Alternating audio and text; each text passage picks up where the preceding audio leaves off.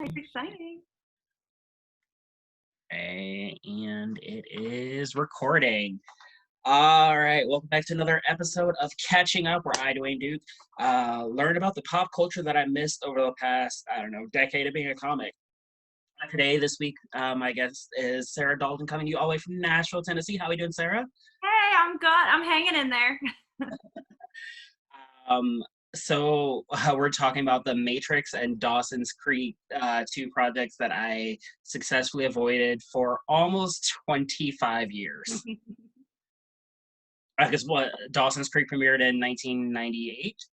Yeah, 97, 98. I think it's the season 3 finale was in 2000. Oh my god! And Dawson's Creek premiered, The Matrix came out in '99, something like 99, that. yeah. And Yes. Dawson's Creek, I didn't watch it until college. I didn't grow up with it, but The Matrix, that was crucial for me in being an adolescent. All right. I guess let's start with The Matrix because I literally just ended it. Um, uh, so give me a quick like run view of The Matrix. Like, what is the general plot of the movie? Okay, so The Matrix is a perfect movie. It is. I disagree. Okay, we're gonna have a problem because I love The Matrix. It is just the perfect action movie. It's Keanu Reeves.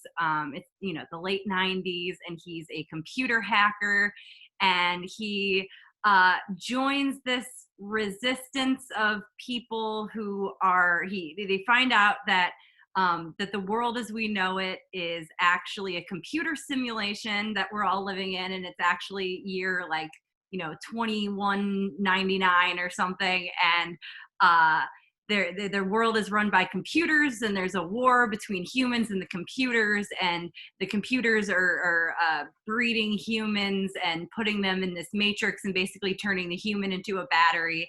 And so this guy Morpheus frees Neo from the Matrix, and shows him what's up and tells him that he is the one who is going to save all of humanity.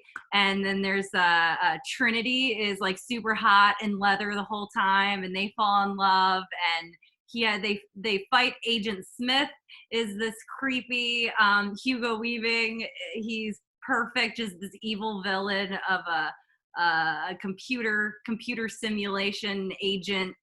And they fight. There's a shootout, and Keanu Reeves gets shot a bunch, and then he dodges the bullets, and then happily ever after until the next two Matrixes. Okay. So did you see it when it first came out, or did you like see it when you were like young?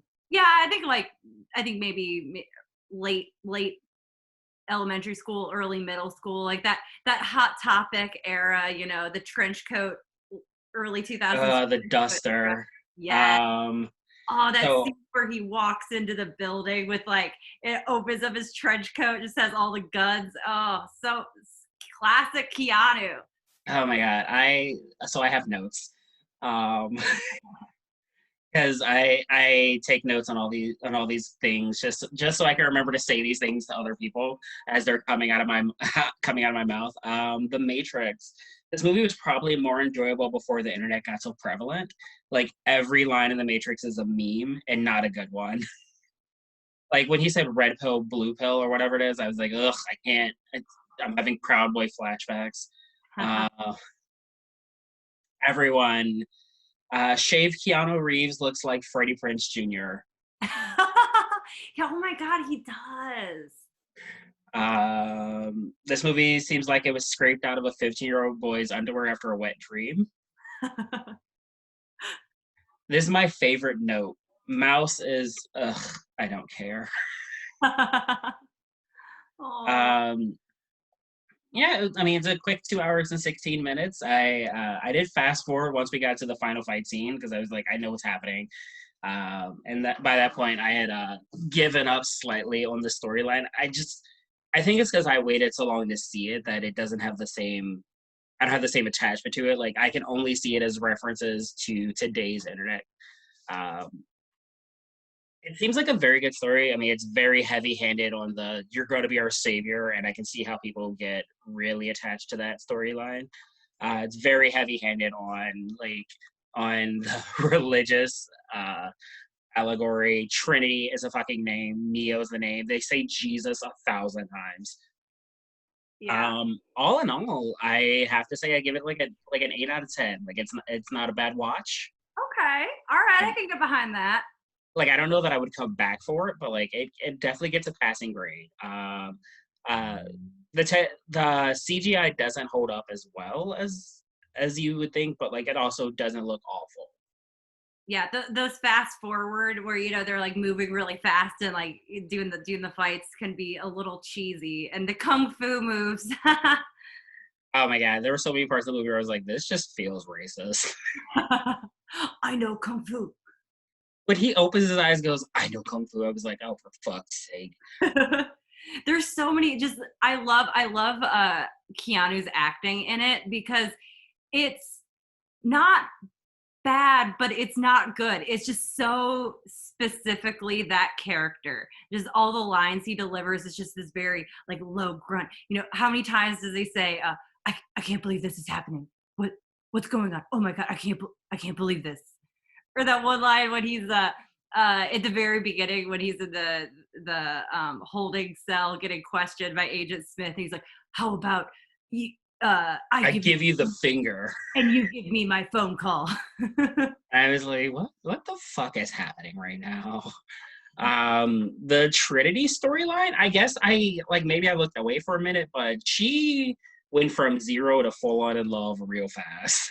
Yeah, it's definitely you see it more build up in the next movie. Mm. They pick up kind of where they left off, so you get to see that. I think that there's just so much in this movie. There's a lot of the main characters and the uncovering the matrix and explaining everything and the action scene that I think the love story gets buried and isn't really as important Yeah, as. like I feel like they kind of held it off for another movie and then brought that in the next movie and like given Trinity a storyline. Because literally she just goes, the Oracle told me I would fall in love one day, and it was like, and you clearly just picked the first Now. cute one. Yeah, like the Oracle didn't give you anything useful. Like you're gonna fall in love. All right, okay. Did you eat the cookie? Yeah. And like when that, I feel like you can get blindsided by that where because there isn't really that much chemistry because they don't have much interaction throughout the whole movie. Wow. And then out of nowhere, she's like, I'm in love with you. But when you watch it back again and that that's going to happen, you can see it. And she alludes to it. I think they were like in the taxi and she's like, I'm not going to tell you what the Oracle told me. I can't yet. I can't. Ugh, so gross. Jesus. Yeah, no, it seemed like such a 15-year-old boy like wet dream, and I was just like, I don't. It felt gross watching it. I was like, this feels half developed, right? Like just like it felt like, ugh, like this feels way too personal for me to be inside of this because clearly this is just what's making someone else come. So what's your favorite character in the Matrix? I mean, definitely Neo. He is Neo and Morpheus. I mean, and I think that Agent Smith is a fantastic bad guy. Like I don't love him as a character, but I love hating him. I like good villains, and I think he's a really great villain. Just how robotic he is. He really gets into that character really well. And I mean, just Neo as the action hero. Just the way he delivers the lines, the way he dresses, his backstory, is this kind of. I love that scene that in the beginning where they go to that club where I think it's is it Marilyn Manson that's playing? It's Rob Prodigy. Zombie. Prodigy. There's so much Rob Zombie in this movie Yes. because it was Rage Against the like Machine. 1998, 1999 when production was happening. Clearly, And I was like, this is not Living Dead Girl, but it feels like Living Dead Girl. And then I was like, oh yeah, that's because Rob Zombie only knows the one chord and has the one inflection. Uh, but one hell of a horror director, Rob, if you're watching. You're Oh yeah, yeah, definitely. Mr. um, Robert Zombie. Mr. Zombie, if you will. Um, which is your favorite of the Matrix trilogy? I mean, the first one, it's so nostalgic and comfy. It's a very comfy movie for me, Yeah. where if I'm just at my house and want to throw on something before I go to bed, I'll just throw it on because it's easy. It's an easy watch. It's fun. I think the first time that you watch it, there is a lot of that philosophical free will and all of that whole like undertone to it. But when it comes down to it, it's a sci-fi action movie and it's fun. And Yeah, that's what I there's love a lot of good action in it. Like if like the last movie I watched for this was oh god, what was it? It was Lady Gaga, Bradley Cooper, A Star Is Born.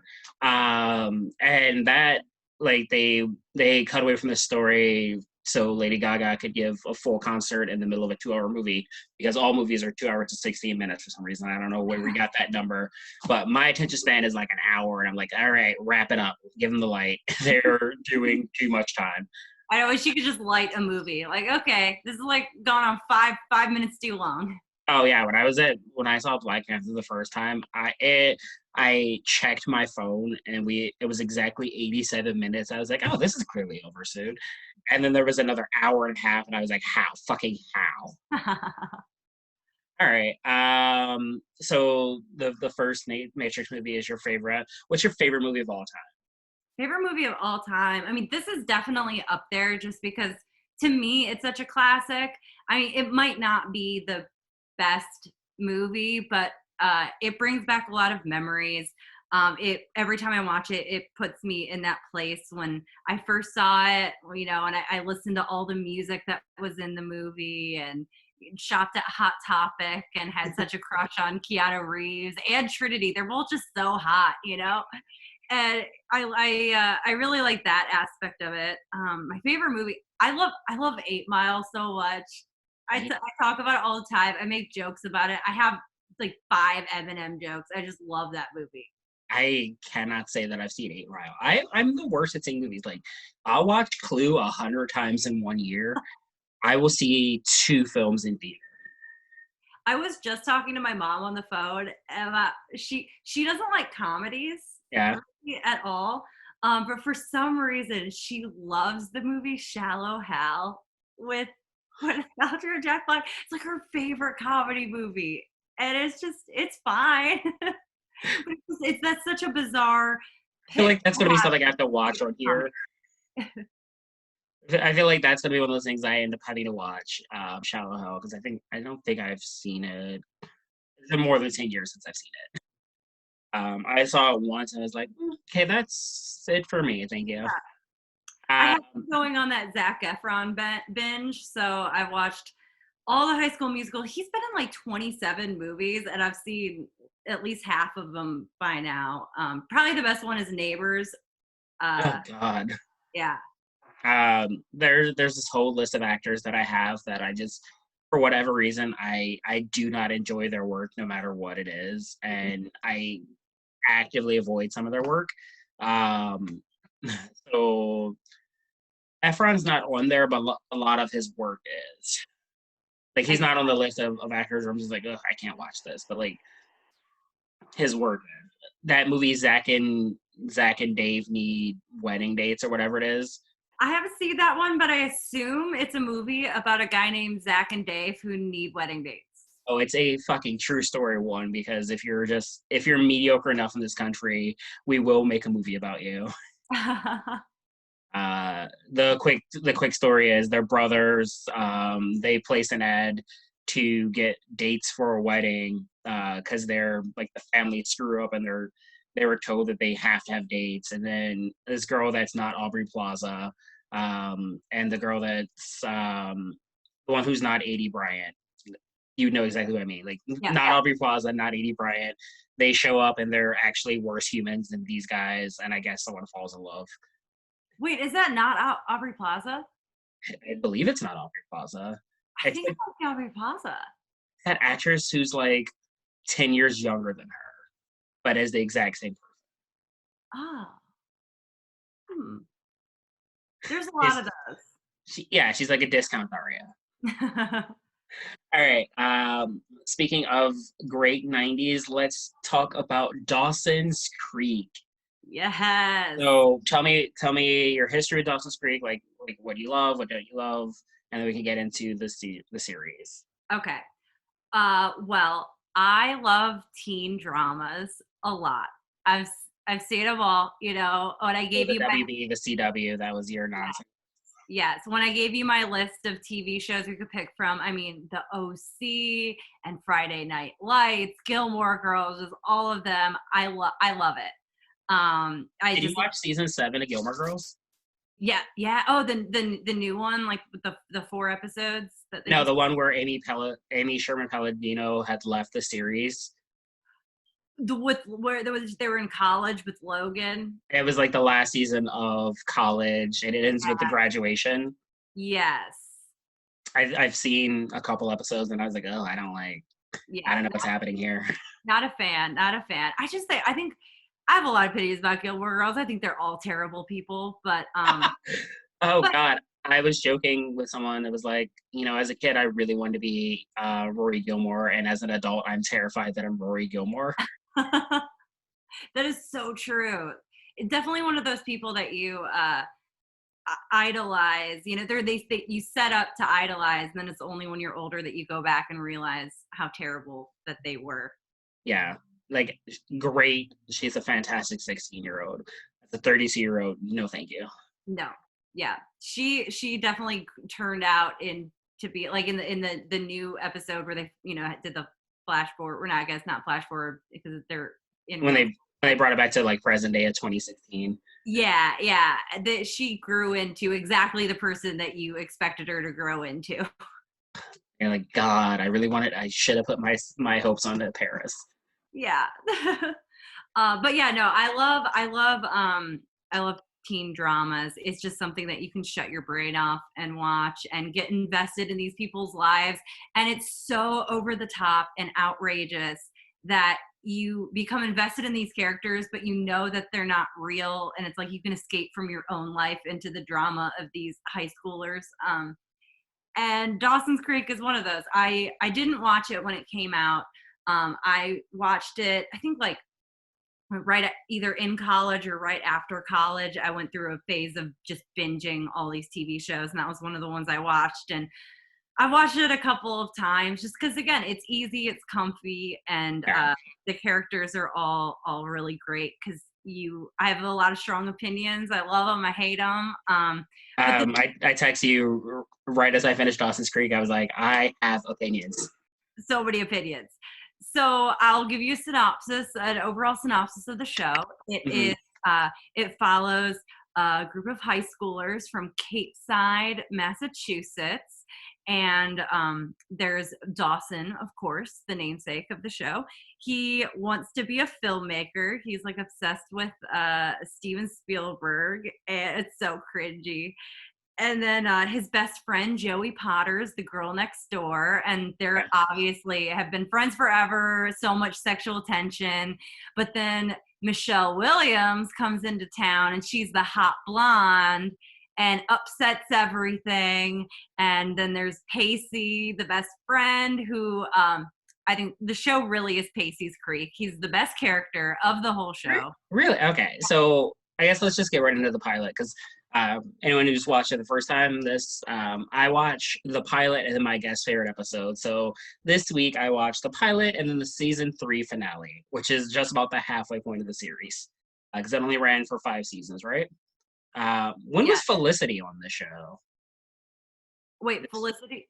Is Felicity not from the show? No, no. Wait, no. Where did Felicity come from then? Wait, Felicity who? Oh Jesus, she was everyone got Carrie Russell. Everyone got mad when she cut her hair. Felicity was a spinoff, but I don't know what show. I don't think it's no, it's not Dawson's Creek. Okay, I'm gonna look that up in a second. Yeah. So here is here's my iPad. I have a full page of notes based off of Dawson's Creek. I'm so excited.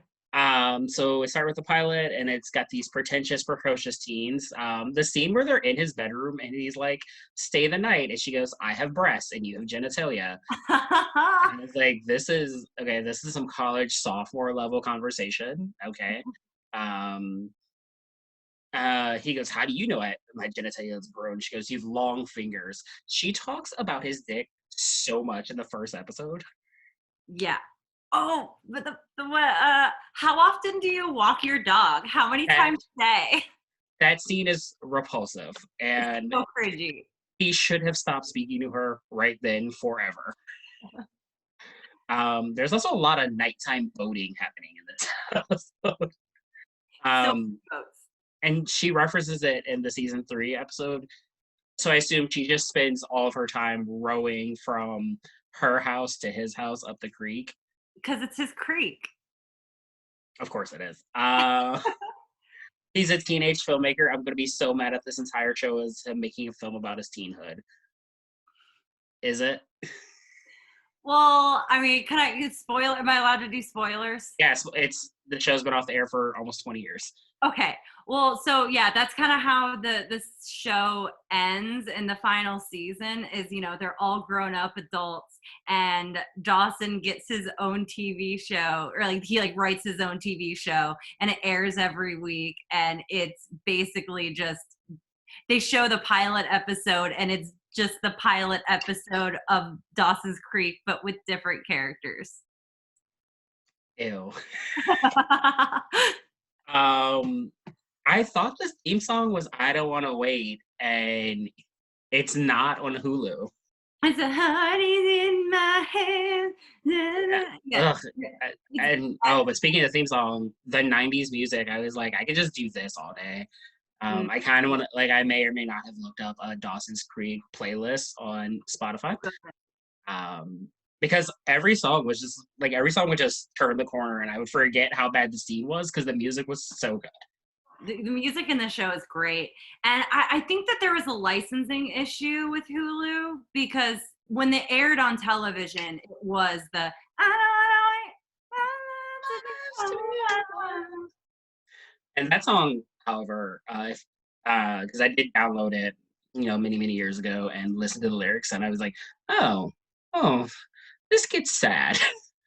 One line is, "She has 2 babies," and I was like, wait, what? One is 6 months, one is 4.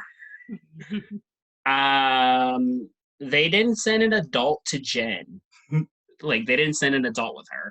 Do her parents ever make an appearance? Yeah. She has the whole backstory. She's like the bad girl from New York because she like did ecstasy in nightclubs and had a bunch of sex, and so she had to go live with her religious grandmother. And her grandmother is amazing. I love Grams. We will talk about Grams in just a second. The graduate scene is disgusting, and I was like, oh, clearly a felony is about to get committed here. Mary Kay Letourneau just stepped in, and she's openly flirting with a child. He's 15. Yeah. And he's flirting back, which is no, he's 15. 2, he then stalks this woman and then gets into a fight with her date. And then they have a scene down by the docks, and I was like, no. When he says, "I'm the best sex you'll never have," and then she makes out with him, I was like, that is repulsive. Because one, he reads her for filth when he's like, "You're on the wrong side of 40, blah blah blah." I was like, none of this is hot. What psychopath was like, yeah, this is happening? And I forgot because I watched the season 3 episode first because I was trying to find a good episode, and then I went back and watched the pilot.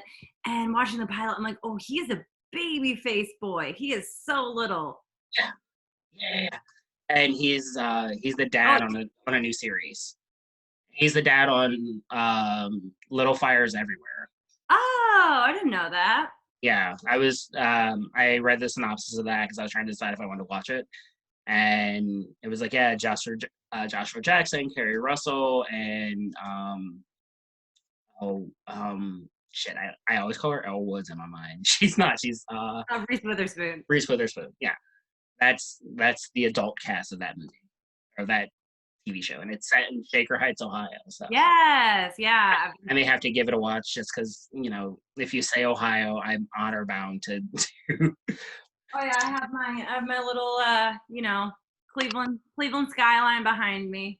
Oh, I love it. I still have Ohio tattooed right here on my chest. Um. Oh.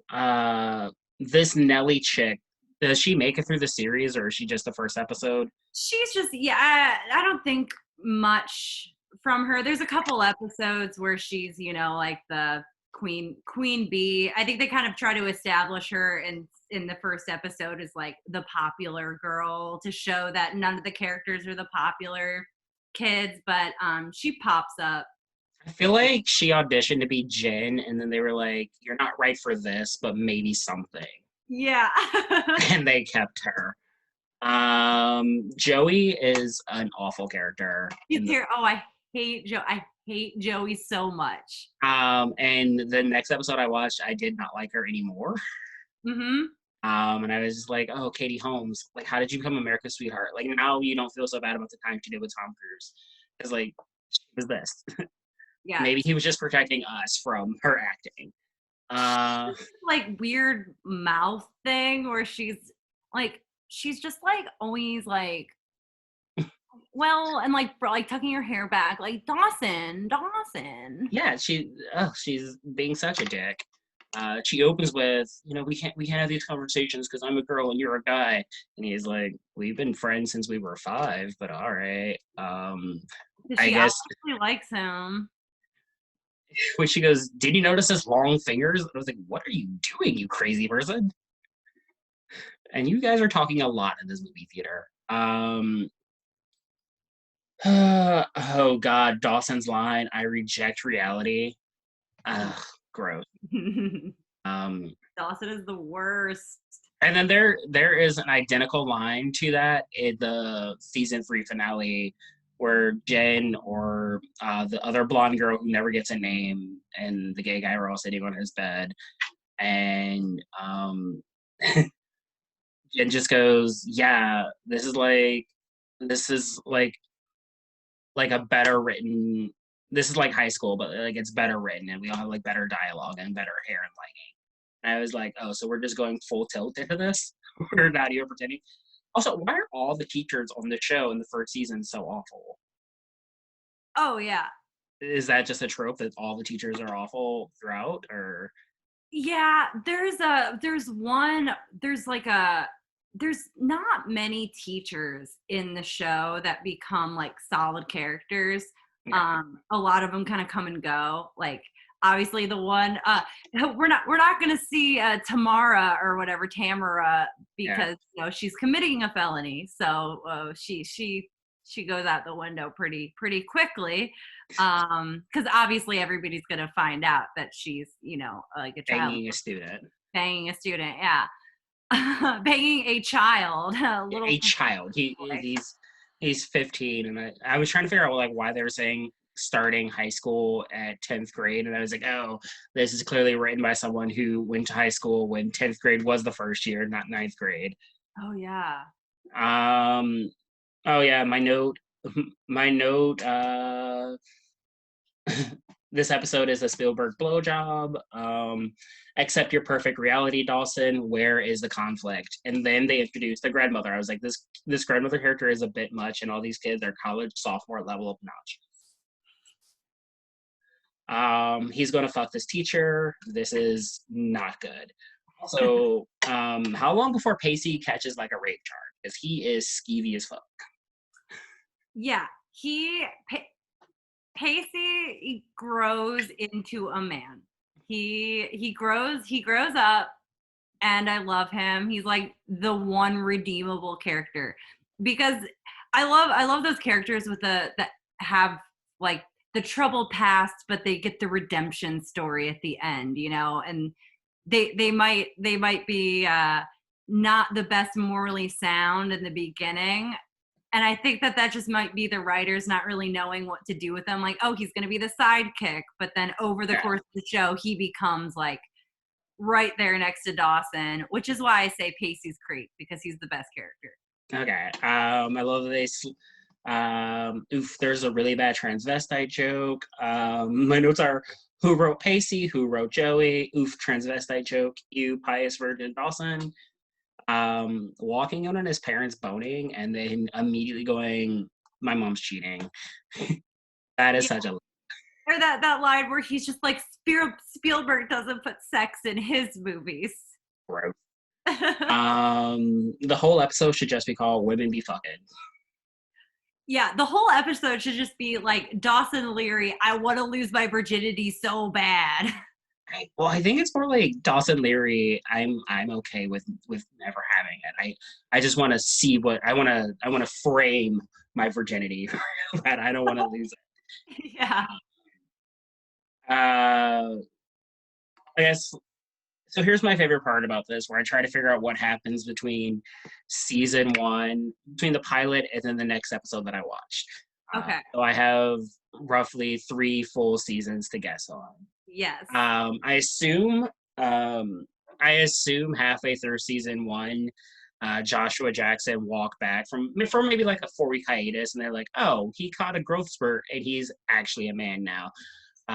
So they figured out what to do with his writing, because he was a child in that first episode, probably because the pilot was shot like a year before it went to air, and then he came back.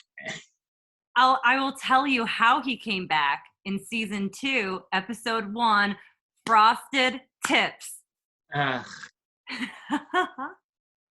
So Lance Bass. I assume he just spends the entire season saying things that in 1999, or the entire series saying things that in 1999 were like cute and acceptable, but in 2016 would get him a dozen blog posts a day. He has some real proud boy moments. He is like some super like ugh, it smells like you don't vote right. They introduced his brother, but not his parents in season 3. Like I learned about his brother. I know nothing about his parents, so I assume that they're super absentee.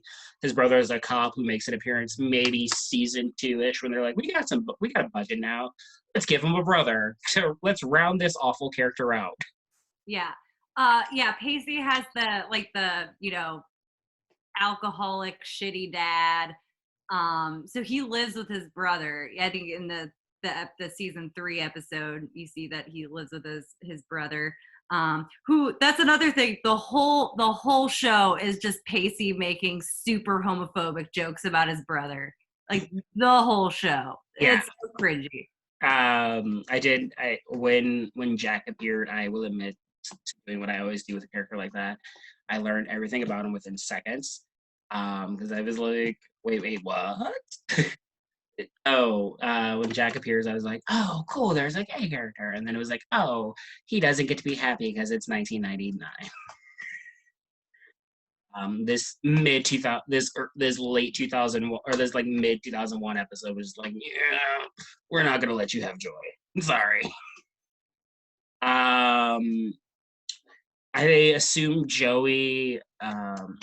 I assume Katie Holmes came back with breasts, and they're like, well, we're gonna dress you different, but we're not gonna write you better. At some point, Michelle Williams must have got gum in her hair, and they're like, well, we have to cut your hair now. That's the only character growth that I can tell from Michelle Williams between season 1, between the pilot and season 3. Because like the pilot was wild, where she was just talking to her grandmother in any old crazy way, and I was like, someone needs to hit you. And it needs to be. Yeah. I'm assuming after the grandfather died, the grandmother was like, fuck it, let's have a drink. Yeah. They were like, we're gonna kill this grandfather and we're gonna make you a better character. Not 3-dimensional, but better. There was a blonde girl that I believe is her sister or someone's sister, like Angie or whatever. Andy is Jack's sister. And Andy and Pacey dated all through season 2. Gross. Oh, and then like I learned that Jack dates Pacey's brother. Yes, yes. Um, God, there's so many. So Dawson's parents break up and then get remarried at the end of season 3.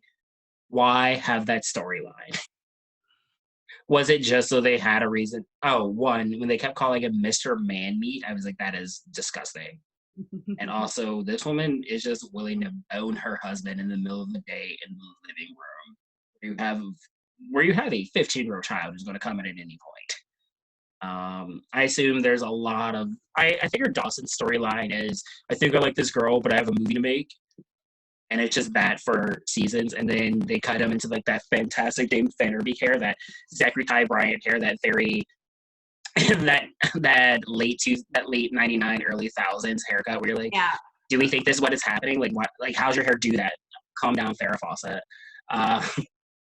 My note is, who the hell is Doug? Who the hell is Jack? Who the hell is Henry? And with Henry, clearly they wanted Leonardo DiCaprio, but he was too old. No, that's Michael Pitt. I love Michael Pitt. He's so he's just that sensitive boy actor. Like every role that he plays, he just has those like big lips, and he's always just like, I'm so sad. He was Proto Sam from Glee. These 17-year-olds are whiny as shit.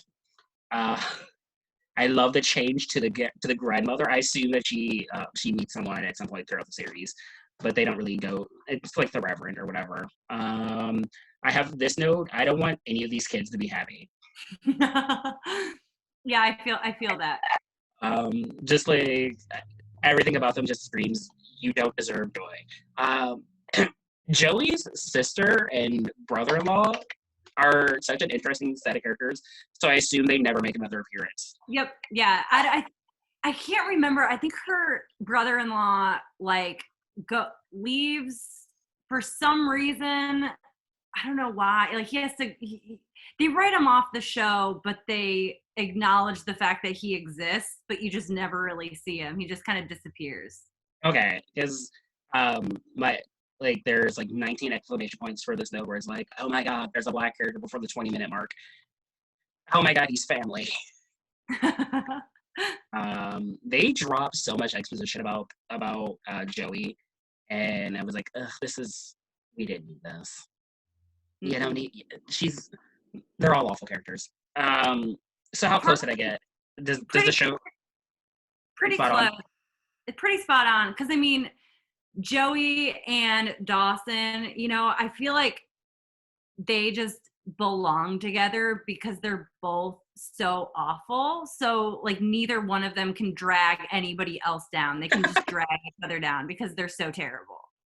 We talk about for just one woman how season 3 ends, where she just gets on a boat, no luggage. With no luggage, I know. And this is what, 2000? There weren't cell phones. You weren't telling anyone where you were. Was she just going to call her sister and assume, because they mentioned something about a B&B, so I assume she has a job with her sister. And she was just going to call her 4 or 5 days later, you know, saying, hey, by the way, I left on a boat with a 17-year-old boy. Yeah, I guess so. That's the weird, like I think about that so much during the show, or even things like in the pilot episode where Dawson was like, "Oh, you're not gonna spend the night. Why can't we just sleep in my bed?" It's like, where are your parents at? Like, where's clearly, your adult? What does your adult think of this? Well, his mom was trying to get wet wherever she could, and his dad was trying to start some failed restaurant. It did make any sense, and I was like, I'm not playing this game with you. Yeah, I think that's just about everything. Oh, these. Oh yeah, my last note is these two 16/17-year-olds just fucked off on a boat. She just got on a boat. Nope, fucking nope. What about his parents? There's like no adult supervision in this show. Yeah, it like the grandmother was just like, hey, you're gonna go to church and you're not gonna stay out all night, and she's the bitch. How dare she? Yeah. Okay. All right. So, any thoughts? Should I continue the series? Should I let it go? I would say there's better shows. There's better shows. I mean, if there's any time, I'm saying this to anybody listening, if there's any time to watch Dawson's Creek, it would be right now when you have literally nothing else to do and you're super bored and want to waste a couple weeks. Days. But normally, literally anything else would be better than Dawson's Creek. I love it, but I'm also an idiot, so.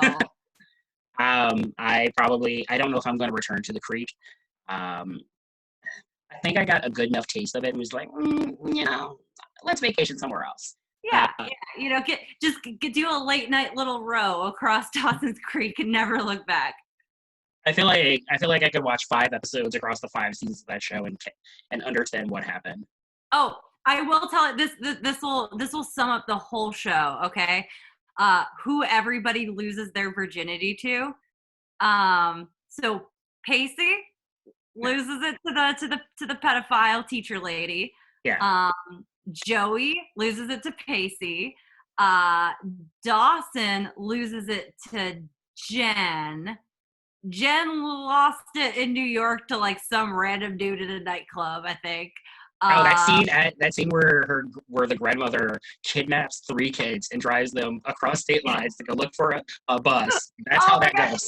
And she's like, prom, I was the one that didn't want to have sex at prom because I've had sex with so many different guys, and it's okay that you're a virgin, like shouting it to all of his football teammates. Yeah, no, she wrecked his summer.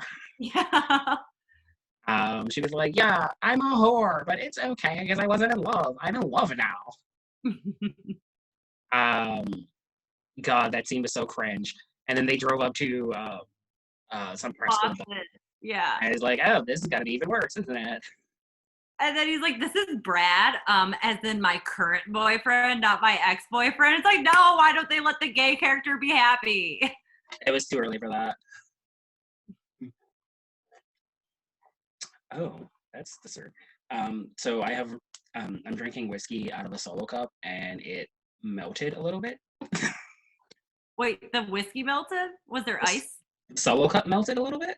I should probably look into that. Yeah. Okay. So what are you binging these days? Like, what are you watching? I just started watching Ozark. I just finished up season 1 and it's really good. I would recommend it if you like Breaking Bad. Instead of Bryan Cranston cooking meth, it's Jason Bateman laundering money. Very similar vibes, very good. Let's see. And then I just watched like episodes of Schitt's Creek here and there. I've watched all the episodes before. Yeah, really Ozark is like the only thing that I'm watching. Oh, and I always watch The OC. Anytime I want to throw something on, I love The OC. More teen drama, highly recommend it. Nice. All right. Where can people follow you? Where can they find you? Let's see. You can find me on Twitter at Daltron_3030. Daltron like Deltron, but with an A. And then on Instagram, I'm at Sarah_Bridget, BRIDGETT. And yeah, I post dumb, funny videos and tweets. Nice. All right, that's gonna do it for this week or for this round of catching up. Thank you, Sarah, for joining us. And if you like this, like, subscribe, leave mean comments. I don't give a shit. This isn't monetized. I guess we'll see you all next time. All right. Bye, Dwayne. It was so good to see you. Right. Hold on 1 second.